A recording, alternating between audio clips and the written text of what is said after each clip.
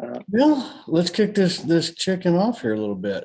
So, All hey, right, man. What's hey, up? we got the famous Bobby Button, man. So tell everybody who you are now. Yeah, man. I'll give an intro. Just got promoted to Chief of Revenue, which is a cool deal. I head up revenue for FedFis. Includes things like FinTech Cowboys, Roundup Conference. Also do a lot of work on marketing. So Rachel Hernandez does a great job. So all the visuals and things you see online and the content, she does a great job of producing a lot of that stuff. But just a little background for everyone. I used to kind of how I got connected to you guys. I used to work at Malzai with Tanner on the sales and partnership side, and we had about 500 clients at one time.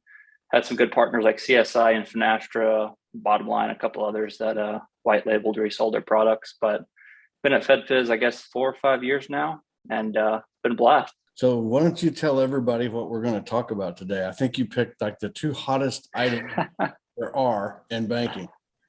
Yeah, man. Let's talk about crypto, FAS, banking as a service. And I'd love to talk a little bit about, this attainable versus addressable market stuff. But I know you're the crypto guy, so what do you think? Well, you're supposed to be under 21 to be able to talk crypto, so I'm probably age. But yeah, I think really for bankers right now, it's a conundrum, right? So it's like, what is this thing? And then is this something I want to do? And really, I think Tanner talks about this a lot, and I know you talk about this a lot with people, is to separate this conversation and from an investment perspective as opposed to a technology perspective.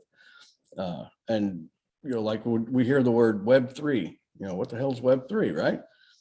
What happened to Web2? So you get these crazy moments of what are we talking about here? And here's really the fundamental banking part of it is, I don't know what the numbers, 30% or something of people out there have a crypto trading account, Coinbase or whoever, right? Or they go through Robinhood or however they want to do it, but they're trading this stuff. And, whether I've always just felt like when it comes to investments, I'll do my own investing. And if I want to buy Amazon or if I want to buy Bitcoin or if I want to buy whatever, that's my business. It's my money.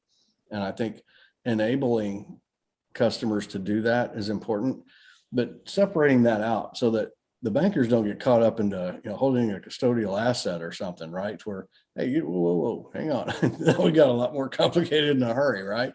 So the enablement with a bookend. And we talk a lot about, setting up a bookend. So if money moves out of here, when it comes back, does it go back to me or does it just go off in outer space like Venmo or something else? And so, there's companies out there, I think, that enable that better than others. We've talked a lot and had Unify Money on a number of times in different conversations with bankers. Not particularly saying they're the only choice, but creating that bookend is important for allowing your customers to make these investments. I think the other side of that with let's just say the word crypto is the technology. So again, not to get too far in the weeds, but for most bankers, when you go, hey man, when we're talking about how does money move, how does an ACH work, right? How do we make a card payment and actually go from the acquirer to the issuer and get the money transferred back and forth and settlement and all that? There are new things coming in that front on the technology that's behind blockchain. And I think that's where it gets really exciting. And it's a little in the weeds for everybody. And it's also an emerging technology. So it's not completely mainstream today. And what this investment in crypto is the funding of this new technology platform of the future. And that's why people get excited about it, especially younger people. They don't they don't know what an ISO 8583 is or 221. They could care less, how money gets moved. Yeah. And so being able to see that there's a new horizon coming of how money movement transpires and to be able to invest into that future in some way or another, that's a solid reason to do these things, whether you believe it's a currency or whether you don't, which I don't. Yeah, that actually stuck with me at Roundup last year. That's our yearly conference for everyone. You made a really good comment that's just stuck with me ever since. It was basically you're addressing the bankers, right? And you're like, how many of you trade crypto? And so many people raise their hands. And I think your comment was something like, you don't have to believe in it. To the bankers, you don't have to think it's a currency that's going to replace the dollar, but you have to offer your customers a way to at least trade it. whether you believe it or not, or else they're going to Coinbase and these other wealth management platforms. And You remember we talked about Venmo, right? right, yeah, the Venmo moment, right? You don't want to have another one of those. Then we had Cash App and Venmo where they leave the bank, they take the money and it goes away. That's it. And then we didn't even step up to do anything about that until we found a big bank solution in Zelle. And then my phone rings off the wall with people going, "Hey, it's too much money. It's expensive. P2P. How do I need to do this?" And I'm like, you missed the boat on that one 5 years ago. So what do you do now? There's a lot of choices out there, and there'll be more in the future. But we're about to do that same thing again if we don't get off our fanny and start moving to where the customers are. Agreed. What about BaaS? You want to move on to BaaS? Man, I'll tell you what, that's a cool topic, isn't it? And you probably led the charge as much as anybody I know on both sides of what we'll just call new products in banking, right? Whether it's a branded bank product or whether it's a product for banks. You want to kind of explain how we look at FI FinTech versus FinTech? And let me say something, guys, bankers talking to you now. Okay. I really believe that when we talk about, we used to have the open API discussion and now we call it open banking. It's the same discussion. We trade words around like FinTech was faux and now FinTech is friendly and everybody wants to be a FinTech. The vocabulary is designed to keep you off your feet, to make you confused. When you really sit down and talk this stuff out, like Bobby's about to show you here, man, this stuff is not that complicated, y'all. It really isn't. It's wordsmithing at a high level to intentionally confuse you. So, yeah, wait, man, tell us what's a FinTech. Yeah, man, it's like you said, it's a vocabulary issue. Word salad. So people that are confused, you're not alone. So yeah, we separate out FI FinTech and FinTech, right? So we look at FI FinTech as your traditional providers, the Fiservs, Jacks, FISs, your Malzais, Q2s, people that provide software to traditional banks and credit unions. That's FI FinTech providers. FinTech in general, it's kind of a broad term. But we define it as really any company that's offering banking functionality that requires a banking as a service sponsor bank. So that can be things like Uber, right? They offer a credit card or a debit card. Coinbase offers a checking account or a debit card. Or it can be things like Chime in general, right? Full service neobanks, card apps, PFM apps, that type of thing. That's really, I think, the most interesting part. And when we launched the Banking as a Service Association, that was one of the first comments by the board members is like, can we figure out what a FinTech is? And I thought that was pretty clever, the way they're the heart of the matter, right? And really, you nailed it. That's it. I'm the bank behind a particular business client brand, and it's really just a business client brand. He wants to put his brand forward and run his banking feature functions through your bank. And guys, it's not an option. They're going to do it. It's a matter of whether they're going to do it with you or do it with the next guy. And it actually is like one of those great moments of hope. Don't you think, Bobby? Where, it's like, this is a super cool time to be in banking, to be. Oh, yeah. And then back to the conversation of scaring everybody to death. Well, you have to set up all these APIs and it's super expensive. No, you don't. That's not a requirement whatsoever. Oh, you nailed it, man. Yeah.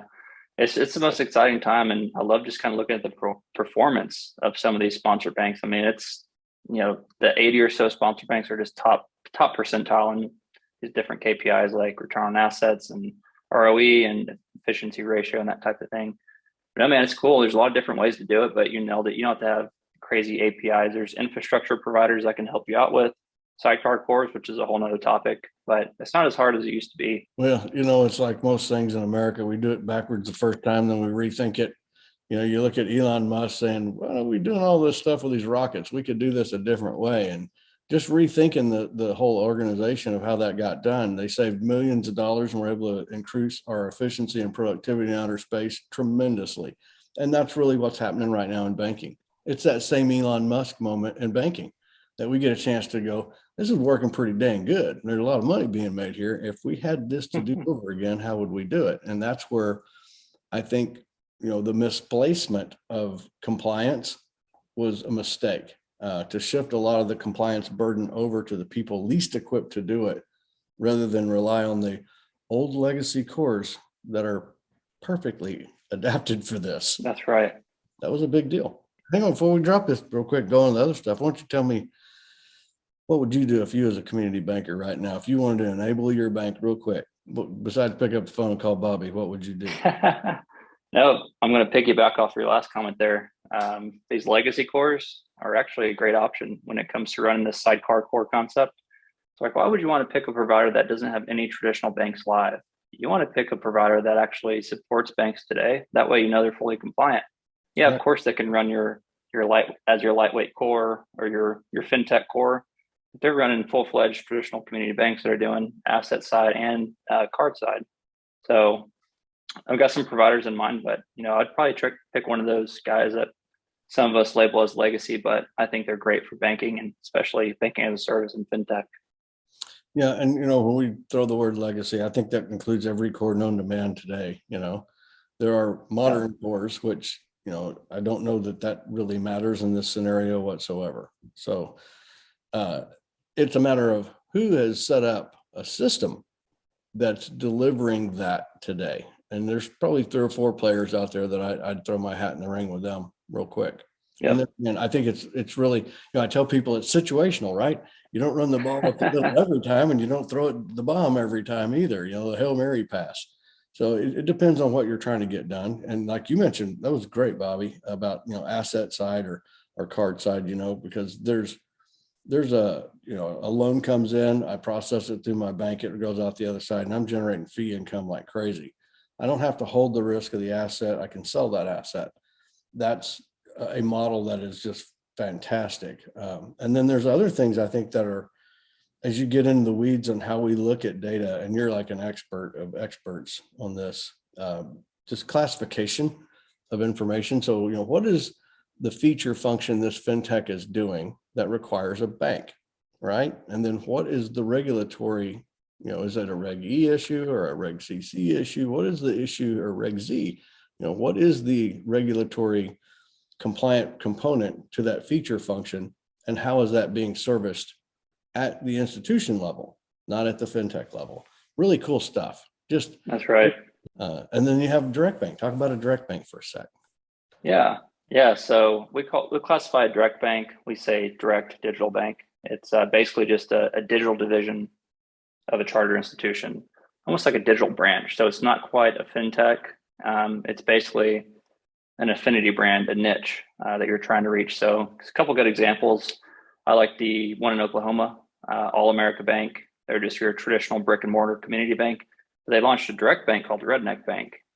Awesome branding, got their own website, different products as well. There's also one here in Texas, BankMD or MD Bank by Transpayco. So it's a bank for doctors. So cool little niches out there that some of these community banks are finding new ways to attract different customers. Yeah, it's like being your own fintech at lunch in a direct bank. Right. Yeah, pretty cool. But, and there's a lot there too. So let's talk real quick about like the behind the scenes. How do I set one of those guys up? Right.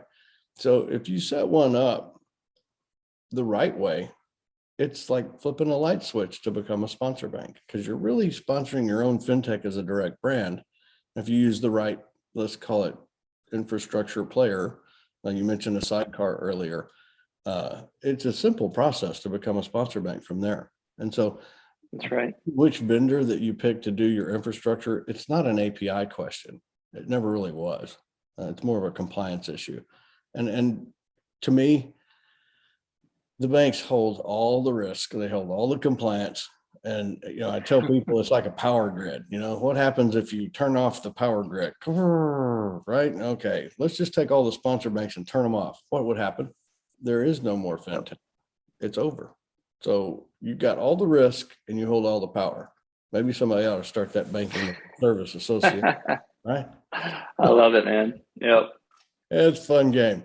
I think we're at the moment in our, I guess, economic history that we'll look at years from now and go to, there was more opportunity here than Charlie Brown.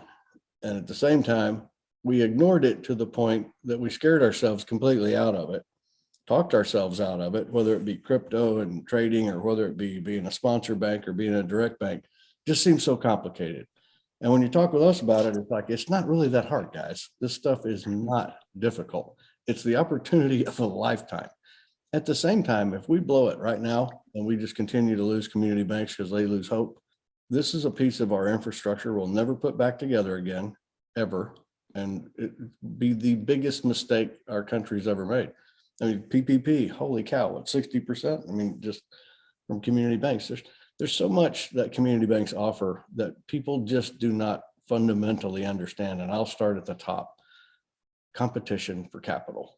That is a big deal. Access to capital. Yep. The small business loan. Do you think that's big? I mean, am I overstating that? Oh, no, not at all. What's the stat, like 80 something, maybe 90% of all small business loans are done by community banks? That's just 80 something. It's incredible. There's a benefit there that we don't want to lose. I can tell you that. And I think we just dropped under 5,000 credit unions, recently dropped below 5,000 on the bank side as well. And, this idea that we should be having banks and credit unions fight each other. I'll tell you what, if I was one of the big four banks, I would just sit here and eat my corn dog and watch the show. I think it's fun to watch because you guys are missing the entire fight. The fight is against those that have all the money and all the capital and all the power. That's where we need to take it away from. And that's what really excites me about being a sponsor bank or banking as a service. It hurts them significantly. That's right. That's why Jamie Dimon's comment. Yeah, I knew where you're going with that. That's good, man. Yeah, and that's what he's scared of. And I've said it before to bankers that what he's scared of is you getting this fintech. And that's what we're talking about, putting it right in your hand. I think that's cool. What's the other kind of FI fintech product? Like just like by the categories or what? Yeah, I mean, like I first thought comes to mind like an auto books or something, just a bank product, right? Yeah. How do those? What's the difference between that and a direct bank and a sponsor bank? Well, yeah, I kind of look at some of those players like auto books. I mean, they service small businesses, right? Almost like point solutions. It kind of depends on where you go integrated. So auto books integrate through digital bill pay, PFN, even things like e-statements and remote deposit capture. Those are all what we call kind of downstream point solutions that plug into online banking and mobile banking and eventually get to the core through that. Then you've got things like cards, right? Debit and credit processing, networks and brands, issuers, loan origination systems, account opening providers. We can just go down the list. There's so many different categories that's all stuff we look at every day. And of course, that's data we capture and provide to customers. Yeah, that's really what we're talking about. Is this is a product that you can serve up from your bank, but how do they get to your customer information? They're going to need to connect to your core in some way or form or fashion, like you said, with a point solution. How they do it is multiple different ways that can be done. But these products, generally, the only question I would ask is, do you have at least 3 banks, right? And if you've got 3 banks, okay, we're on our way. That's enough to start with, yeah.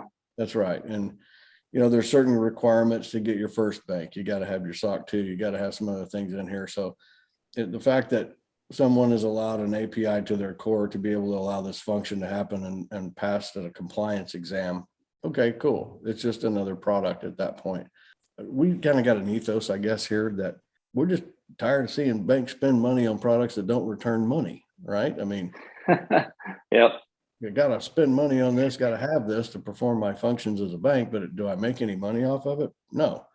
The new products coming out are built. And that's one of the things that we vet pretty heavily. And you are chiefly involved with that, that make sure that these products actually make the guys money. How do you do that? Exactly. No, we kind of call that blending, right? We take the vendor stack information, call it integration ecosystem. We blend that with the financials, some of those KPIs. My favorite is actually account opening. Tanner's probably said this before, but we can actually look at when a bank adopts, say, digital account opening, did they actually open more accounts quarter over quarter, year over year?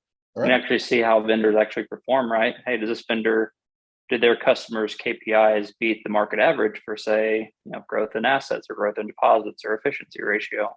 So yeah, that we love products that aren't just an expense, right? They actually bring in money. There's an ROI to it.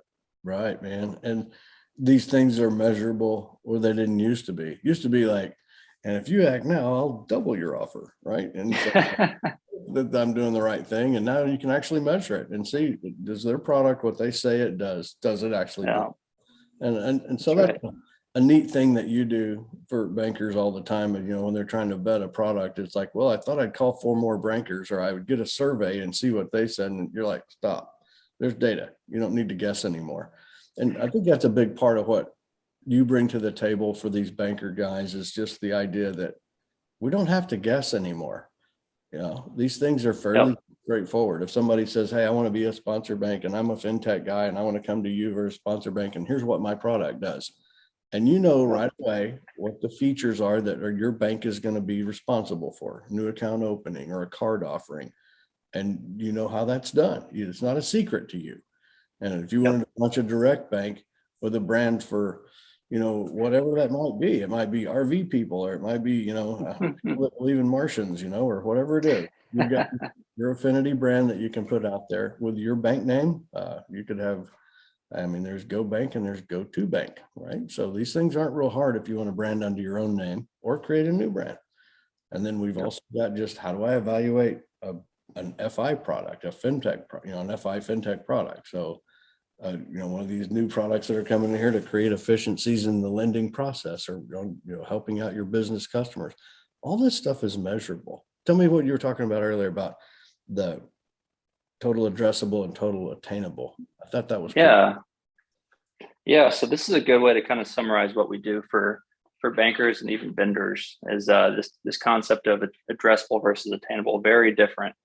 A lot of people in the old days and still today like to go off TAM, total addressable market. We think it should be attainable. Just like you said earlier, we dropped under 5,000 credit unions. We just announced that today, dropped under 5,000 banks, but last year, the year before. So we're down to under 10,000 total institutions. And some of these vendors might look at that and say, well, there's 10,000 opportunities. We all know that's not true, right? Some of those are mega banks. Some of those are just really small community banks. Kind of the sweet spot is 1 to 10 billion in assets. But anyways, when you kind of layer in your integrations, right? If you've got 3 clients and 3 different core integrations, you should really find all the banks that use those 3 integrations, or if you've got partnerships or reseller agreements or things like that. So we can really kind of apply basically your wish list. We call it ideal customer profile. We want to take your ICP criteria, query it against our database and find all the banks that really fit. And that's what we call turning the ocean into a pond, really identifying that total attainable market, not just the addressable market. Us being able to, whether it's bankers helping bankers or the Bass Association, or just using our data like you do every day to help people unmask this stuff to where it's just not, this is a hell of a time to get paralyzed when there's more money being made by so few and there's so much demand. It's nuts. It's a really neat time. Yeah.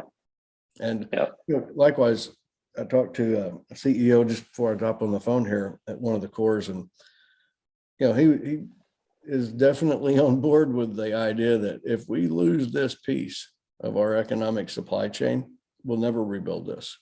Losing community banking would be a catastrophic mistake. Well, something else, just to kind of wrap this up here, I know we're probably over time, but man, when you see all these people, like, especially your age folks, there's a lot of them that were like rushing into downtown and being an urbanite kind of person, maybe a man bun or something, right? And then a few years later, all of a sudden, they're gone. COVID just sent them to sent them back to mom, or sent them to the suburbs, or they bought a new house out in the country. Do you see that empowering smaller communities in the future to where people just don't have more? Oh yeah. Change the game forever, I think. And we're just seeing just the beginning of it, just huge exodus outside of urban. Yeah. Big time. If you can work from anywhere you want, hey, you want to go live on 10 acres and have a decent sized house, or do you want to have a small house and live in, surrounded by concrete? I think most people will probably choose the former, and of course, live in some of these small communities. Yeah. Well, it makes sense, doesn't it? That people, if they wanted to move to where life's a little slower and your kids are in a, different school system, a small town environment, and if they enjoy that lifestyle, that would also have all of these people moving that direction, just like they did at one time to the cities. That would empower the heck out of these community bankers. And with the need, to your point, maybe we hadn't hit the tip of the iceberg of what they're capable of. Yep. Man, only good times to see. Yeah, right. Isn't it a great time to be in this business? Oh yeah, best. I'll tell you, of all the people that we've talked to doing the FinTech Cowboys, you're the best, man. No words for how I feel about Bobby Button and how proud we are of everything that you've enabled all these bankers and all of our customers to serve them, and the bright ideas you come up with.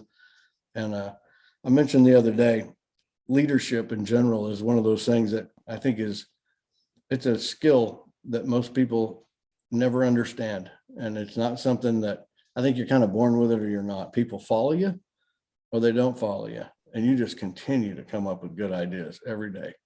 So hats off. I appreciate that. I appreciate that. Thanks for riding with the Cowboys.